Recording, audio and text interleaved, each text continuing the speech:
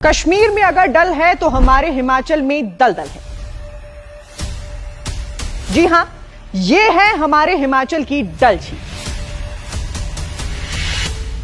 चारों तरफ देवदार के पेड़, लोहे की टूटी फेंसिंग, यतीम सी बैठी ये दुकानें, ठप कारोबार और सामने ये सूखी झील। देखिए, मैंने जब भी वो देखा तो खाली अपने लेक को हमने खाली देखा है। यहाँ प्रकृति से लेकर इकोनॉमी तक सब कुछ चौपट कर दिया गया है। जब मेरे फादर जी यहाँ पे होते थे उस टाइम इतना बढ़िया काम होता था। टूरिस्ट लोकल लोग आते रहते थे।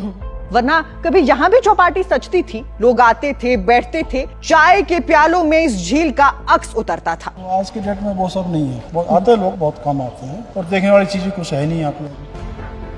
आज यहाँ ना पानी है, ना परिंदे हैं और ना ही पर्यटक। आज इस झील के अस्तित्व पर ही संकट आ गया है। पानी का स्तर कम होने की वजह से मछलियां झील में ही मरकर दफन हो जा रही हैं, जिससे इस झील का पूरा इकोसिस्टम ही खतरे में आ गया है।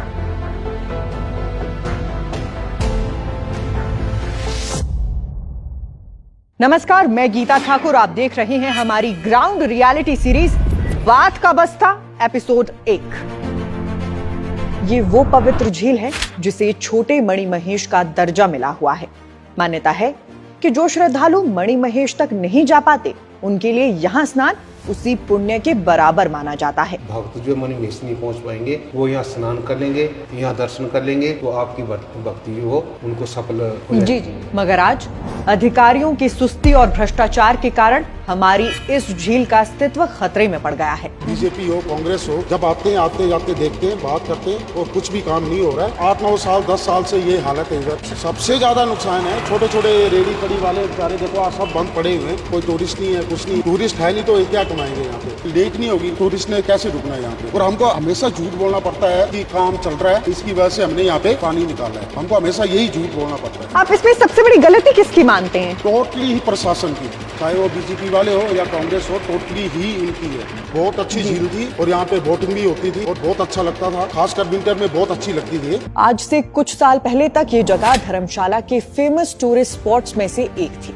यहाँ के होटल, होम स्टे, दुकानें, कैफे और टूर एजेंसियां इसी झील पर निर्भर थीं। मगर झील के सूखने से अब यहाँ टूरिस्ट फुटफॉल काफी कम हो गया है। टूरिस्ट यहाँ आते जरूर हैं, लेकिन झील की हालत देखकर इस बोट की फोटो खींचकर लौट जाते हैं। झील नहीं होगी तो वो हमारे लिए क्यों रुकेंगे? वो तो सीधा ऊपर नड्डी की तरफ व्यू पॉइंट के लिए भाग जाते हैं। हमसे यही पूछते, भाई साहब नड्डी का, तो नड्डी के लिए हम टूरिस्ट गाइड बन के कि भैया सीधा जाओ, हमारी मत रुको। यहीं झील के पास में ये दुर्गेश महादेव मंदिर भी है। मान्यता के अनुसार ये वही स्थान है जहां महर्षि दुर्वासा ने कठोर तप किया और तपस्या से प्रसन्न होकर भगवान शंकर ने उन्हें वरदान मांगने को कहा।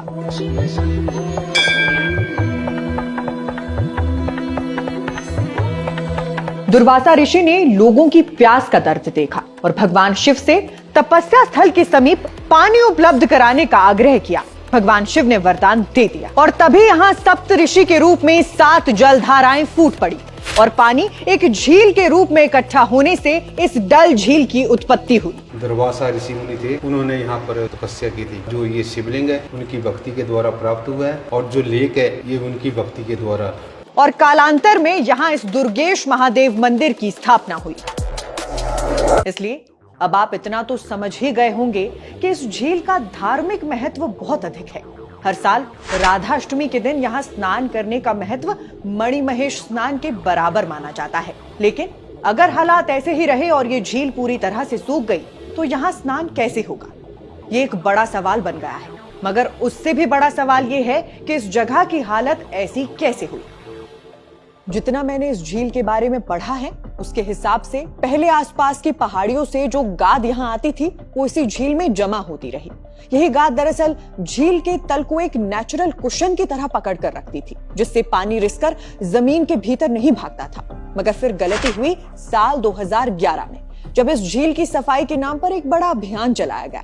स्थानीय लोगों की मदद से झील से गाद निकालना शुरू हुआ और फिर गाद इस जगह पर डंप करके ये पार्किंग बना दी गई, जिसके बाद से यहाँ लगभग हर साल ही रिसाव हो रहा है, क्योंकि हमने इसे इतना क्लीन करने की कोशिश की कि इसकी नेचुरल वाटर होल्डिंग सिस्टम ही टूट गई। एक्सपर्ट्स मानते हैं कि साइंटिफिक प्लानिंग के साथ अगर काम किया जाए तो डल झील को अभी भी बचाया जा सकता है। इसके लिए रिसाव को रोकना, सिल्ट पर कंट्रोल करना और स्टेबल वाटर सप्लाई सुनिश्चित करना सबसे ज्यादा जरूरी है। मगर ये होगा कैसे और इसे करेगा कौन? सेंट्रल गवर्नमेंट इस झील के पुनरुद्धार और सौंदर्यकरण के लिए 70 लाख की राशि स्वीकृत कर चुकी है। इसके अलावा राज्य सरकार और स्थानीय विधायक निधि से भी पैसे खर्च हुए हैं, मगर बदहाली बरकरार है।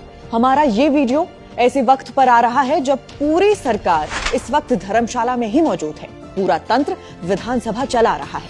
मंत्री, विधायक, सीएम, अफसर सब यही हैं, जिनसे हमारी सीधी अपील है कि एक बार आप इस स्पॉट पर आइए, मौके का निरीक्षण कीजिए और सख्त आदेश देकर इस समस्या का निपटारा कराइए। क्योंकि ये 9वां साल है जब लगातार हो रहे रिसाव के कारण ये झील हर साल सूख जाती है, जिसके कारण ना सिर्फ लोगों की आस्था से खिलवाड़ होता है, बल्कि हमारे पहाड़ की अर्थव्यवस्था को भी गहरा धक्का लगता है। हमारा ये प्रयास आपको पसंद आया हो तो हमें सपोर्ट कीजिएगा।